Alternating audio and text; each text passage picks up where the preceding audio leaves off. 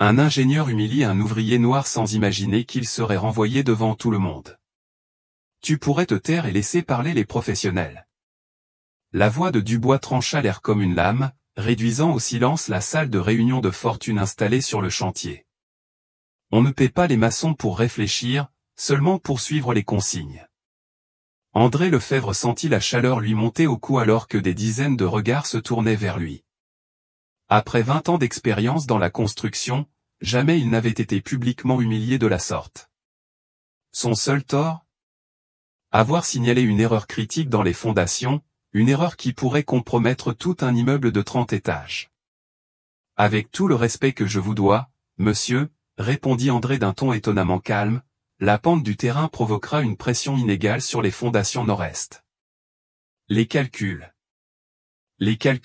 coupa Dubois en éclatant de rire, se tournant vers les ingénieurs et les chefs de projet. Écoutez ça, maintenant, le maçon se prend pour un expert en calcul structurel.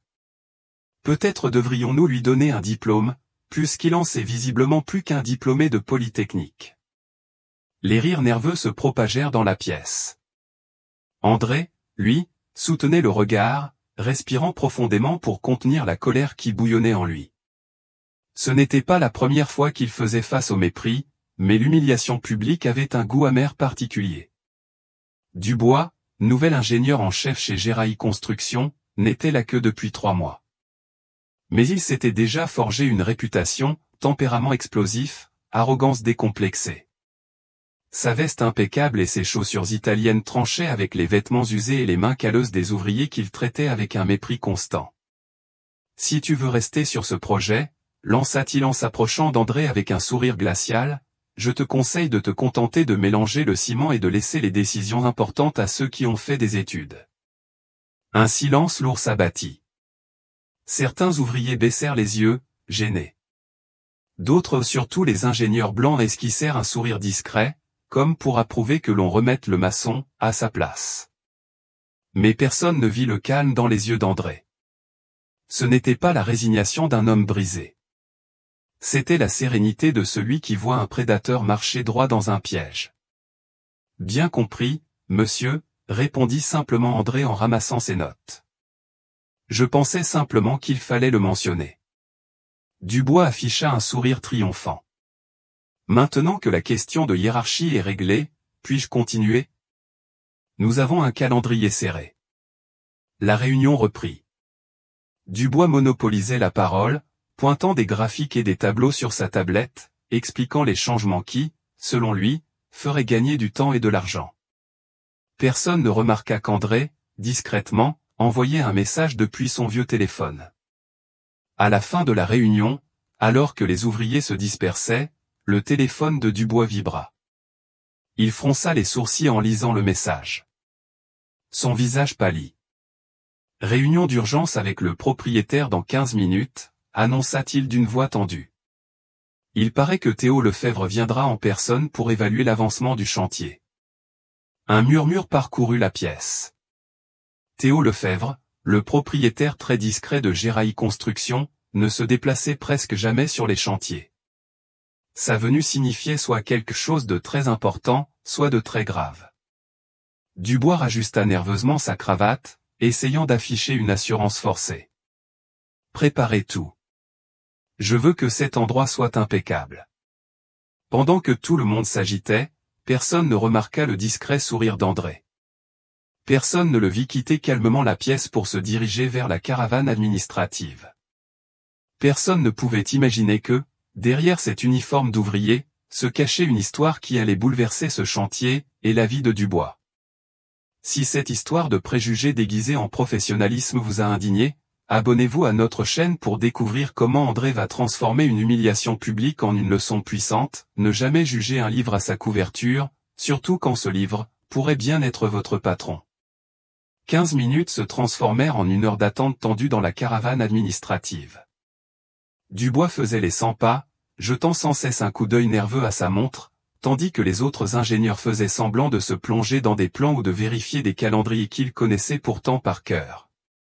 Personne n'osait nommer l'éléphant dans la pièce. Théo Lefebvre, le mystérieux propriétaire de Héraï chez Bâtisson, ne faisait jamais de visites inopinées et lorsqu'il se déplaçait, ce n'était que rarement pour annoncer de bonnes nouvelles. Il vient pour les coupes budgétaires que j'ai approuvées, murmura Dubois à son assistant.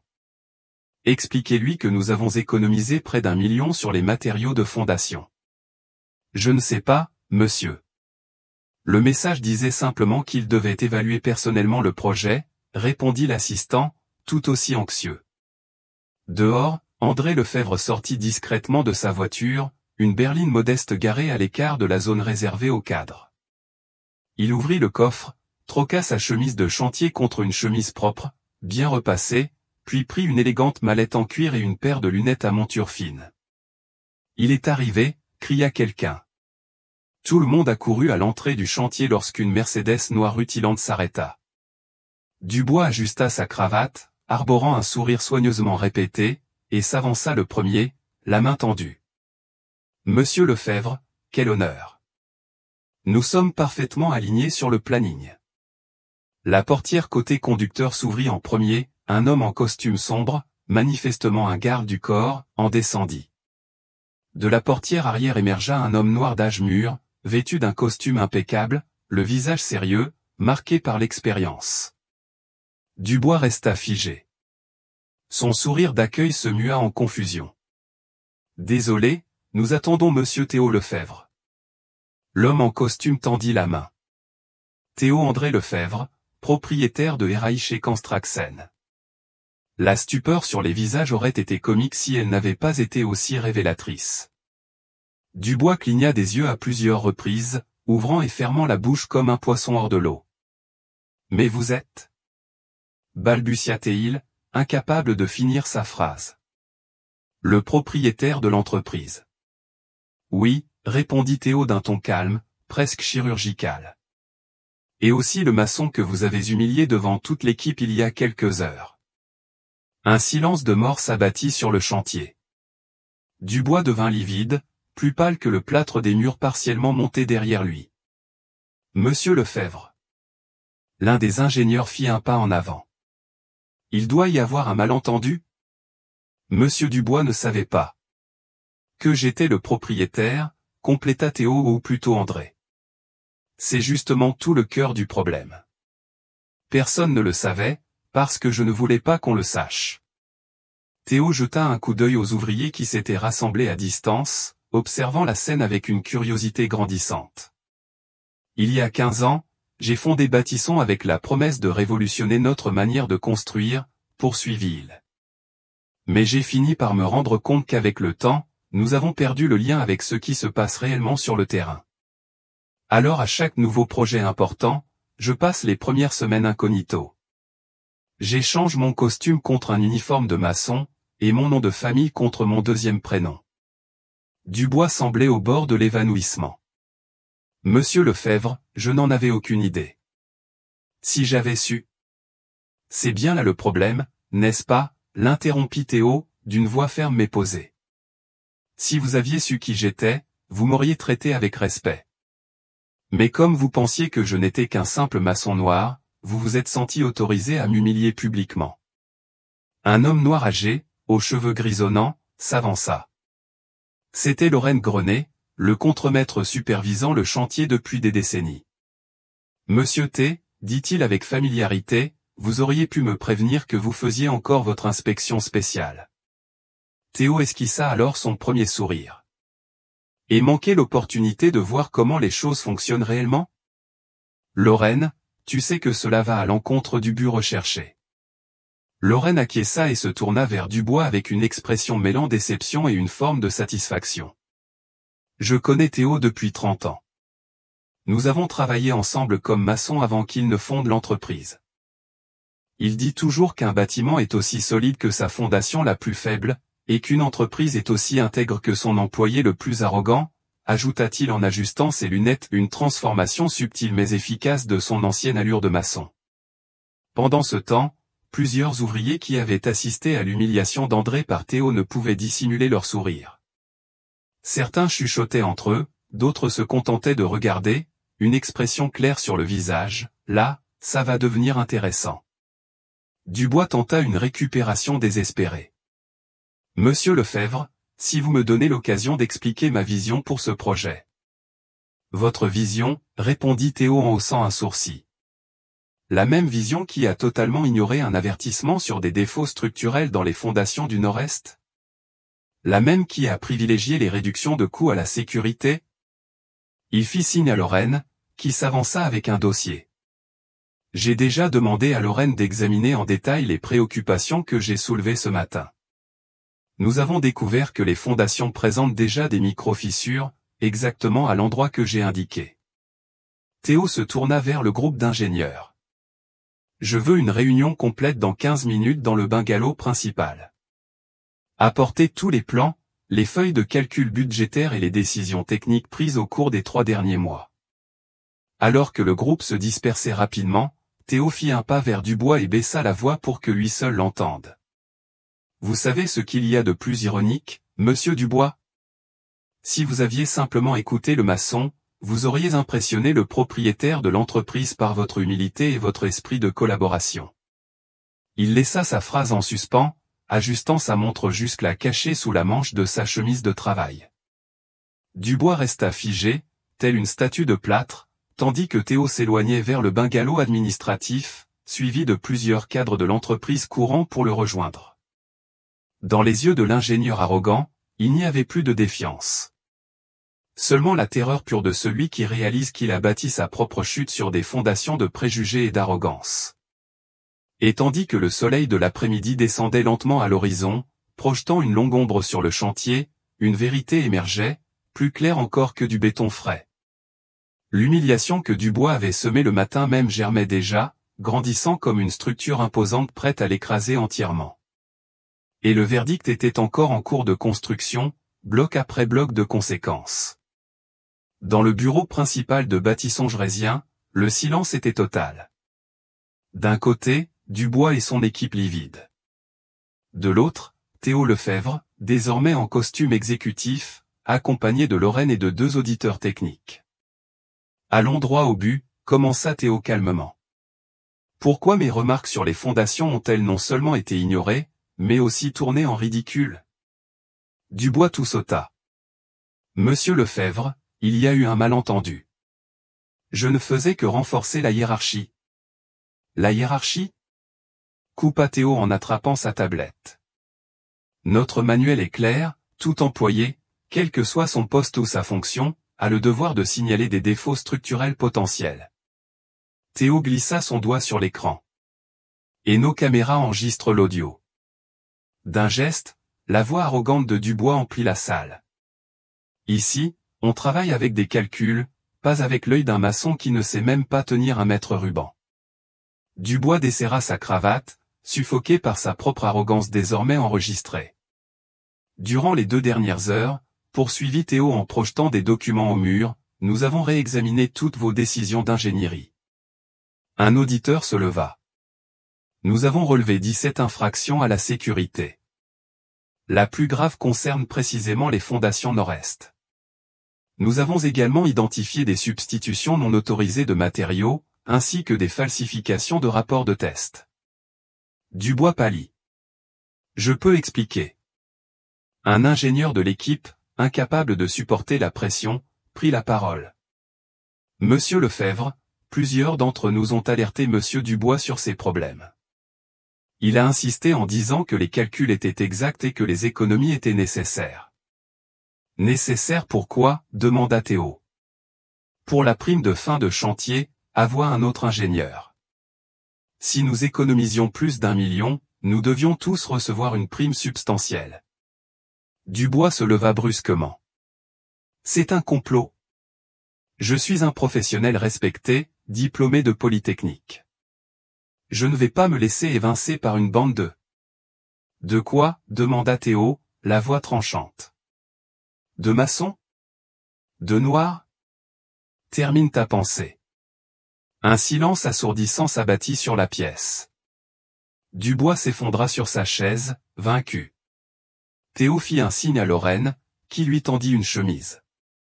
Dubois l'ouvrit avec des mains tremblantes. C'était sa lettre de licenciement. Vous me virez? Demanda-t-il, incrédule. Tu as 2 options, répondit Théo. Option 1, licenciement pour faute grave, avec poursuite civile pour négligence et falsification. Ta licence sera révoquée. Dubois déglutit avec peine.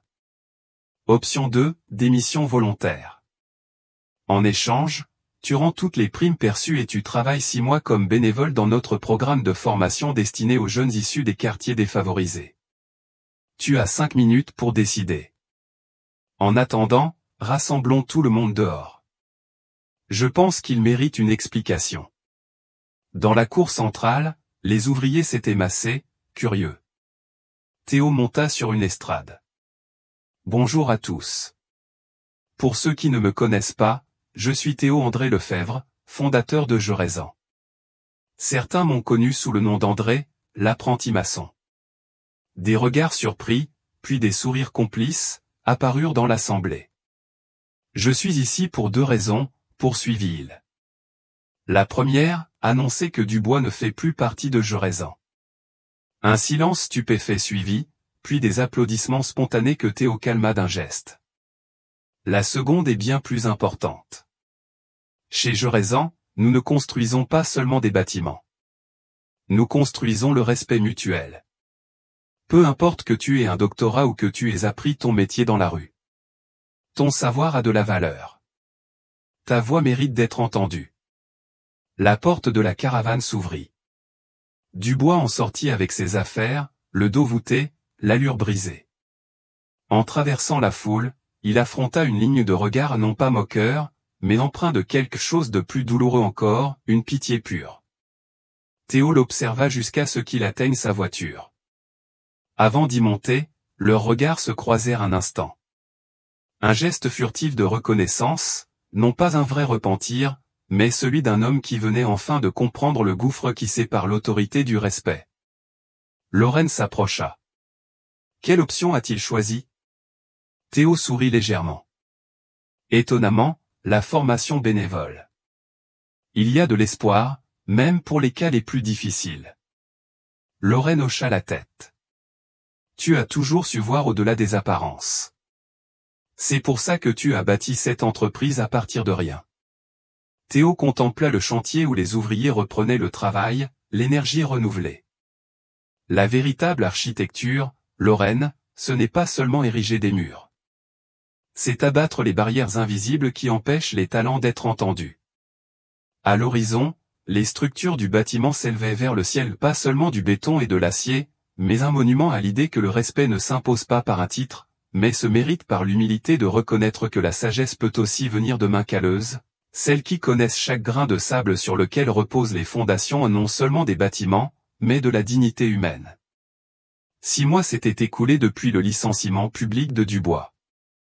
La tour Jeraison de Canstraxen dominait désormais l'horizon de la ville, ses fondations renforcées exactement à l'endroit où Théo avait signalé des problèmes. Au 30e étage, dans une salle de conférence avec vue panoramique, Théo Lefebvre présidait la réunion trimestrielle de l'équipe dirigeante. Lorraine, récemment promu directeur des opérations, présentait les résultats impressionnants du programme d'intégration des talents, une initiative visant à repérer les travailleurs prometteurs à tous les niveaux et leur offrir accompagnement et formation. Nos indicateurs de sécurité se sont améliorés de 78% depuis la mise en place du nouveau protocole de communication ouverte, expliquait Lorraine en projetant des graphiques. Quand chaque employé, quel que soit son poste, peut exprimer ses inquiétudes sans crainte de représailles, nous détectons les problèmes avant qu'ils ne deviennent des crises. Théo acquiesça, satisfait. L'humiliation publique qu'il avait subie en tant qu'André, le maçon, s'était transformée en la plus grande révolution culturelle de l'histoire de Jeraison. Le modèle était en cours d'étude et de reproduction par des entreprises de construction dans tout le pays. Et notre programme de bénévolat, demanda Théo, connaissant déjà la réponse. Lorraine sourit et passa à la diapositive suivante. Sur la photo, un groupe de jeunes issus de communautés défavorisées recevait une formation professionnelle en construction civile. Parmi les formateurs, on reconnaissait à la surprise générale Dubois plus mince, barbu, mais avec un regard profondément changé. Le programme a déjà formé 52 jeunes, avec un taux d'employabilité de 94%, répondit Lorraine. Et quant à notre formateur le plus inattendu, je dois admettre qu'il a dépassé toutes mes attentes. Après la réunion, Théo descendit au centre de formation situé au rez-de-chaussée de l'immeuble. Il y trouva Dubois, désormais sans son costume de luxe, en train d'enseigner les calculs structurels à un groupe d'étudiants issus de divers horizons. L'ancien ingénieur en chef leva les yeux à l'arrivée de Théo, et quelque chose d'indéchiffrable passa entre eux. Ce n'était pas de l'amitié. Plutôt un respect mutuel, teinté de réticence. Plus tard, sur le parking, Théo retrouva Dubois en train de charger des matériaux dans sa voiture, plus de cabriolet luxueux, mais un modèle compact et fonctionnel. Monsieur Ferron, salua Dubois formellement. Comment vous adaptez-vous, demanda Théo. Dubois hésita. Je pensais que ce serait une punition. 6 mois à enseigner les maths à des jeunes qui, pour la plupart, n'ont même pas terminé le lycée. Il jeta un œil vers le bâtiment. Mais j'ai découvert quelque chose d'inattendu. Ils apprennent vite, posent des questions que je ne me serais jamais posées. Ils imaginent des solutions qu'on ne trouve pas dans les livres. C'est étonnant ce qu'on découvre quand on cesse de juger sur les apparences, observa doucement Théo. Dubois baissa les yeux. J'ai compris la leçon dès le premier jour. J'aurais pu purger ma peine sans plus. Il ne s'agissait pas d'une punition, précisa Théo. Il s'agissait d'une transformation. Pour vous. Et pour eux. Dans 2 semaines, mon service se termine, dit Dubois. J'ai déjà reçu plusieurs propositions d'emploi. Théo hocha la tête. Et laquelle allez-vous accepter? Dubois regarda vers le centre de formation. En réalité, j'ai demandé à pouvoir continuer en tant que formateur bénévole pour un semestre de plus. J'ai quelques élèves prometteurs que je ne veux pas abandonner en cours de route. Un discret sourire se dessina sur le visage de Théo. Accordé. Alors qu'il retournait à son bureau, Théo repensait à ce parcours improbable qui l'avait conduit jusqu'ici. De maçon humilié à entrepreneur respecté, il avait bâti bien plus que des immeubles. Il avait bâti un héritage de dignité et de respect, qui allait bien au-delà des titres et des préjugés. Dans le hall principal de Jresian, une plaque dorée affichait la nouvelle devise de l'entreprise, inspirée de cette confrontation marquante. Nous construisons des structures avec des matériaux, mais le respect, lui, se bâtit avec humilité. L'ingénierie avait appris à Dubois qu'une structure, si impressionnante soit-elle, repose toujours sur des fondations solides. La vie, quant à elle, lui avait appris que ce principe s'applique tout autant au caractère humain. L'humiliation infligée à un simple maçon avait causé sa chute. Mais de ces ruines était née une chose bien plus précieuse, la compréhension que la vraie connaissance ne vient pas des diplômes accrochés au mur, mais de la capacité à reconnaître la valeur là où les autres ne voient que des différences. Quant à Théo, sa vengeance ne fut pas de détruire l'homme qui l'avait humilié, mais de le transformer en un homme meilleur, prouvant que le véritable leadership ne s'impose pas par l'autorité, mais se gagne par l'exemple. Si cette histoire vous a touché et vous a fait réfléchir sur notre manière de juger les autres, abonnez-vous à la chaîne pour découvrir d'autres récits bouleversants qui révèlent les vérités cachées de notre société et montrent que la véritable victoire ne réside pas dans la défaite de nos ennemis, mais dans leur transformation en alliés pour bâtir un monde où le respect est la fondation la plus solide.